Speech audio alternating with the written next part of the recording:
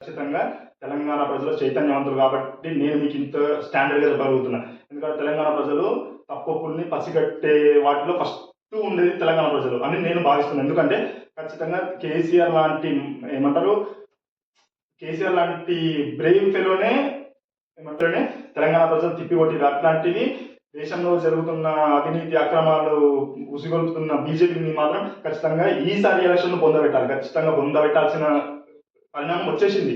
ఎందుకంటే ఇంతకుముందు 2014లో 71 రూపాయలు ఉన్న పెట్రోల్ ఇవాళ 110 రూపాయలు అయిందంటే ఎవరు అబ్బస్ అవుతూ ఏమంటారు ఎవ్రీ మిడిల్ క్లాస్ ఫిల్మ్ మీద పడుతుంది ఆ బడన్. ఇంకెప్పటికీ తెలుసు మీరు మీ అరే బీజేపీ మైండ్ సెట్ మొత్తం మతం నింపుకున్న మైండ్ సెట్ మీరు 1000 రూపాయలు లీటర్ పెట్టిన కొంటారు ఖచ్చితంగా. కానీ ఈ ఏమంటారు మిడిల్ క్లాస్ వాళ్ళు ఎట్లా బతుకుతారో ఒక్కసారి ఆలోచించుంటారు.